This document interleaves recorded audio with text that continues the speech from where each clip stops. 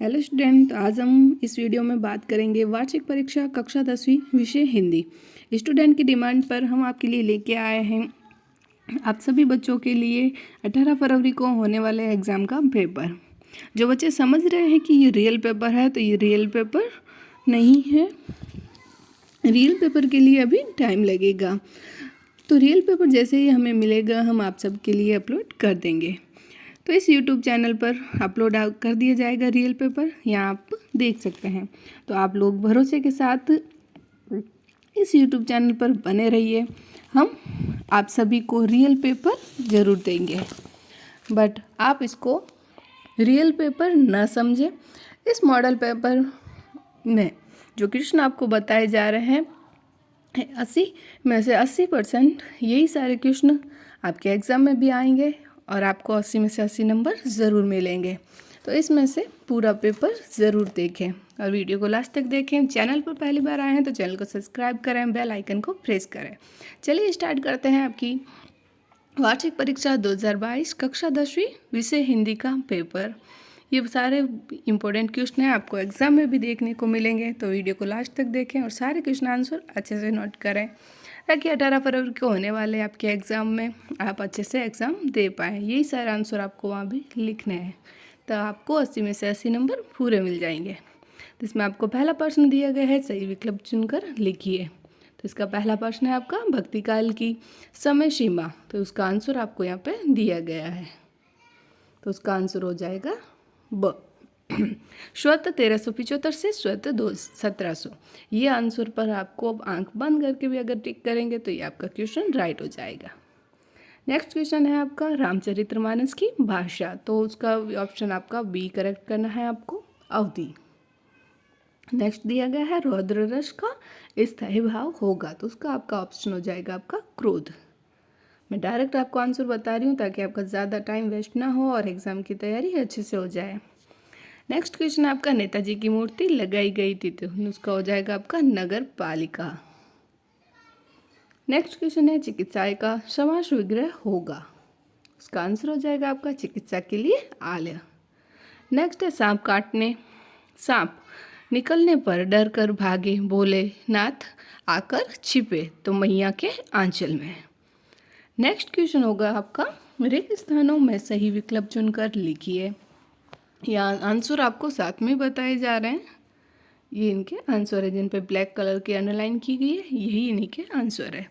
तो इसका पहला क्वेश्चन है आपका विदा के समय माँ को अपनी बेटी पूंजी प्रतीत हो रही है। तो उसका करेक्ट आंसर हो जाएगा आपका, ये हो जाएगा अंतिम। ठीक है। नेक्स्ट है आपका काव्य की शोभा बढ़ाने वाले अलंकार धर्म कहलाते हैं। तो उसका हो जाएगा आपका अलंकार।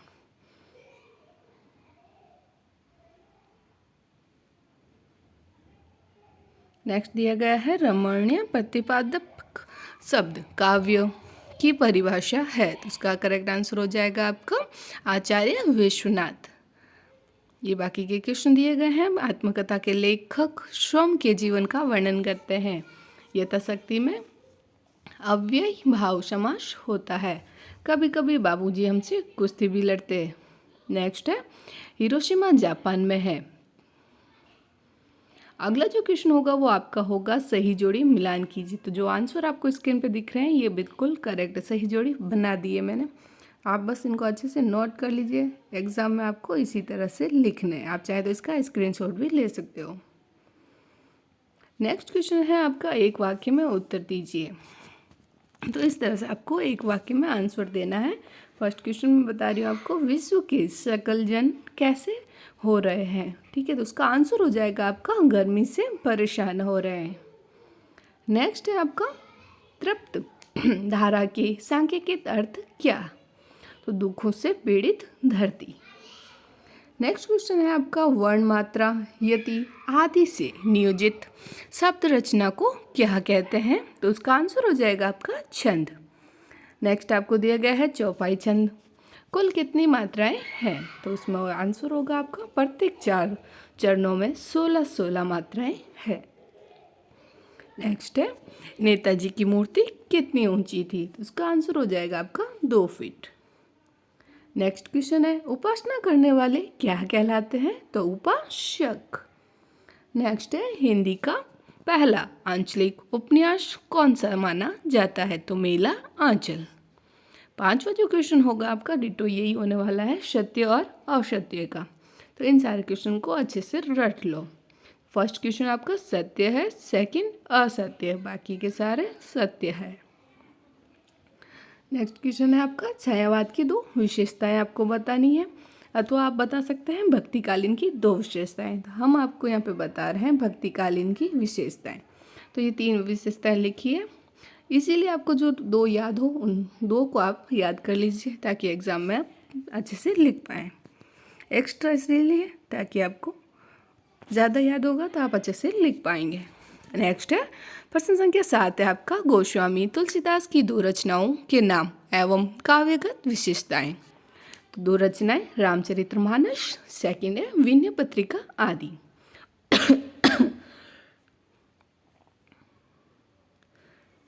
विशेषताएं, तो ये है उसकी विशेषताएं। तुलसीदास जी ने ब्रजवाम अवधी दोनों भाषाओं में काव्य रचना की है। नेक्स्ट है उनके काम में चौपाई, दोहा, सोरठ, हरि क्रांतिका, हरि गीतिका, कविता पद आदि उनके छंदों का प्रयोग हुआ है।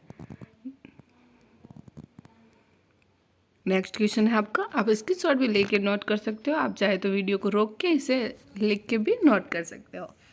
नेक्स्ट क्वेश्चन है आपका प्रश्न संख्या 8, आग से रोटियां सेकने के लिए माँ ने बेटी को संकेत करना क्यों जरूरी समझा? तो उसका आंसर हो जाएगा आपका ये, माँ ने बेटी को संचेत करना इसलिए ज़रूरी समझा क्योंकि उनकी बेटी इन सब बातों से अनजान थी। वह अत्यंत भोली व सरल थी। उनके घर में केवल सुख ही देखा था, वह जीवन के दुखों से अपरिचित थी।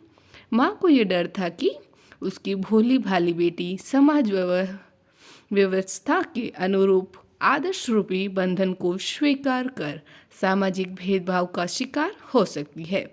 वह समाज के प्रतिमान के अनुरूप स्वयं को अबला मान लेगी। माँ नहीं चाहती थी कि उसकी बेटी यह पीड़ा भोगनी पड़े। इस कारण वह अनुचित अनुबंधों को प्रतिकार करने के लिए उसे संकेत करती थी। तो इतना अगर आंसर आप लिखते थे तो आपको इस क्वेश्चन के पूरे नंबर मिल जाएंगे। नेक्स्ट क्वेश्चन है आपका प्रश्न संख्या 9 है, छंद किसे कहते हैं और छंद के प्रकार बता रहे हैं। तो छंद किसे कहते हैं, ये हो जाएगा आपका उसका आंसर। छंद जब वर्गों की संख्या, कम मात्रा गणना तथा यदि गति आदि नियमों को ध्यान में रखकर पद रचना की जाती है उसे छंद कहा जाता है। और ये रहे आपके छंद के प्रकार। छंद के प्रकार है वर्णित छंद, मात्रिक छंद और मुक्त छंद। नेक्स्ट क्वेश्चन आपको दिया गया है प्रश्न संख्या 10 है आपका, पूरे 23 प्रश्न है। इस वीडियो में हम आपको 23 प्रश्न बताएंगे पूरे, तो वीडियो को लास्ट तक ज़रूर देखें। असंख्यक गतियों से क्या तात्पर्य है, उदाहरण सहित समझाइए। तो ये हो जाएगा आपका आंसर। असंख्यक गतियाँ महाकाव्य और खंडकाव्य से पद, गद्य कहानी का नाम आख्यानक गति है। इसमें वीरता, साहस, पराक्रम, बलिदान, प्रेम, करुणा आदि के प्रेरक घटना चित्रों से कथा श्री कृष्ण जयंती के कृष्ण के जन्म की रात का वर्णन है। उदाहरण था रामचरित्र जी का गंतवर्ण्य, राम का धनु रिया। ये हो जाएगा आपका आज का आंसर। नेक्स्ट आपको दिया गया है प्रश्न संख्या 11, कोई दो उपन्यासों के नाम एवं उनके लेखकों के नाम लिखिए। तो उपन्यास और उपन्यासकार, उपन्यास, ठीक है।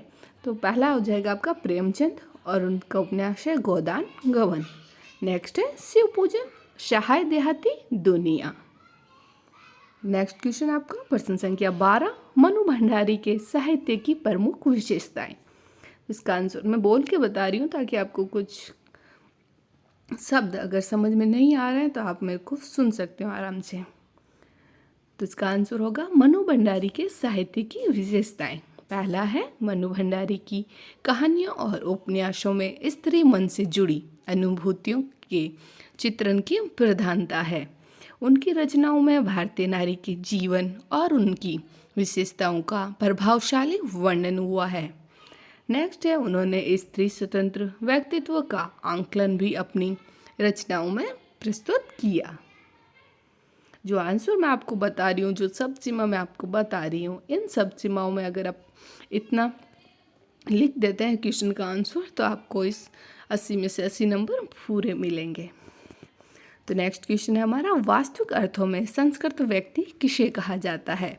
तो वास्तविक अर्थों में संस्कृत व्यक्ति उसे कहा जाता है जो अपनी बुद्धि अथवा विवेक के द्वारा किसी भी नए तथ्य को दर्शन करता है, अर्थात जिसने अपनी योग्यता के बल पर किसी नई चीज का आविष्कार किया हो, वही वास्तविक अर्थों में संस्कृत कहलाने के योग्य है।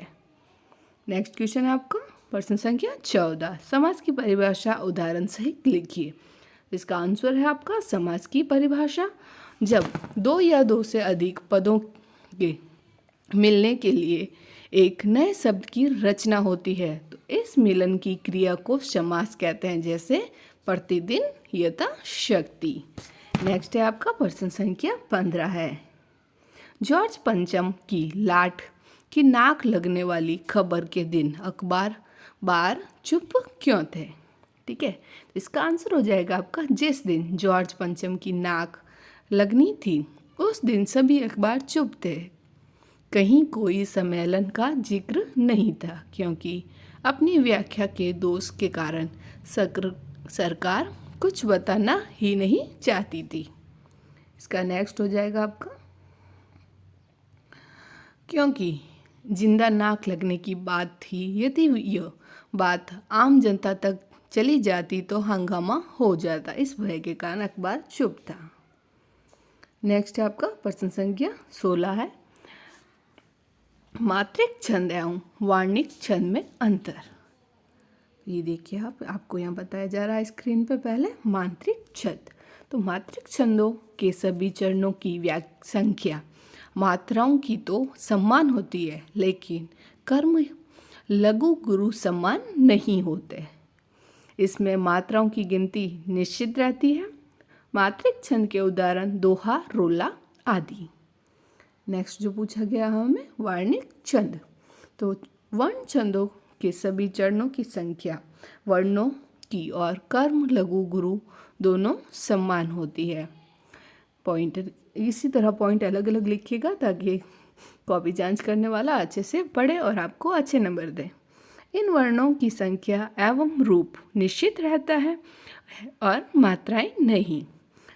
वर्णिक छंद के उदाहरण सवाया, मंद, कांत आदि। नेक्स्ट है आपका लोकोक्ति और मुहावरे। कोई 3 अंतर लिखिए। पहले आपको बताया गया है लोकोक्ति। लोकोक्ति किस कहानी अथवा चीर सत्य के आधार पर बने हुए पूरे वाक्य के रूप में होती है।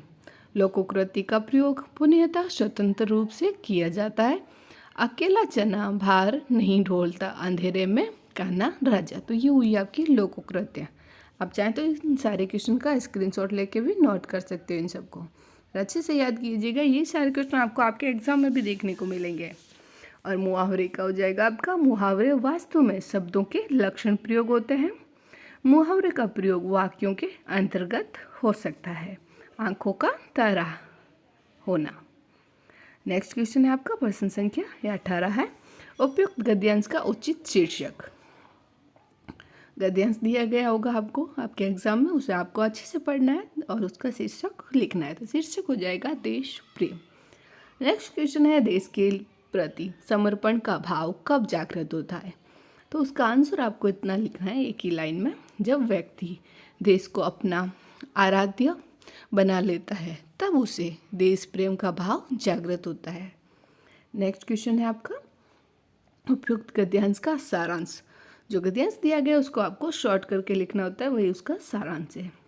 तो सारांश आपका हो जाएगा, सारांश देश प्रेम में देश की रक्षा और देश के विकास को महत्व दिए जाने के साथ देश के प्रति पूज्य भाव का संचार भी सम्मिलित होता है।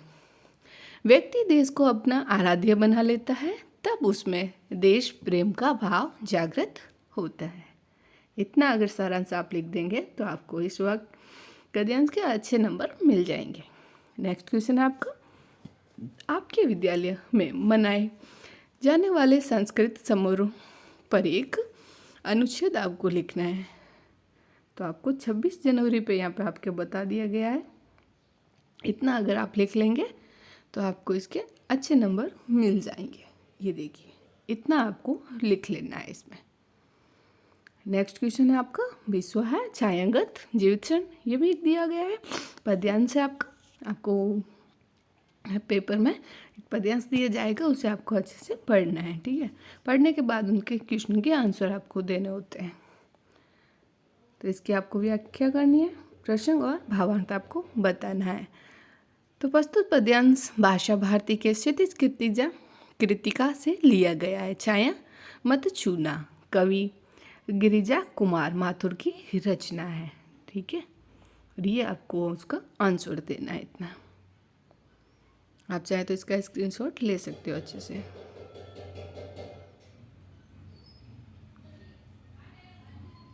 यह आपका क्वेश्चन कंप्लीट। नेक्स्ट है आपका प्रश्न संख्या 21 है, मूर्ति संगमरमर और प्रयास्था। ये हो जाएगा उसका आपका आंसर। स्क्रीनशॉट ले लीजिए, अच्छे से लिख पाएंगे आप लोग। इतना आपको लिख लेना है। ओके स्टूडेंट, तो ये हो गया हमारे 21%। 22वें प्रश्न में आपको 10वीं क्लास की अंक तालिका खो जाने के दोबारा मंगाने के लिए उसमें आपको एक पत्र लिखना है। और लास्ट हमारा प्रश्न संख्या 23, उसमें आपको निबंध लिखना होता है। ठीक है, 200 से 250 शब्दों में एक निबंध लिखना होता है। आपके 10वीं क्लास के 18 तारीख में जो इम्पोर्टेंट निबंध है वो है नारी का महत्व, नारी शिक्षा महत्व। तो उस पर आपको निबंध अच्छे से तैयार कर लेना है। ओके स्टूडेंट, रियल पेपर के लिए आपको इसी यूट्यूब चैनल पर बने रहिए। वीडियो अच्छा लगा हो तो लाइक करें, चैनल को सब्सक्राइब करें, बेल आइकन को प्रेस करें। Thank you for watching.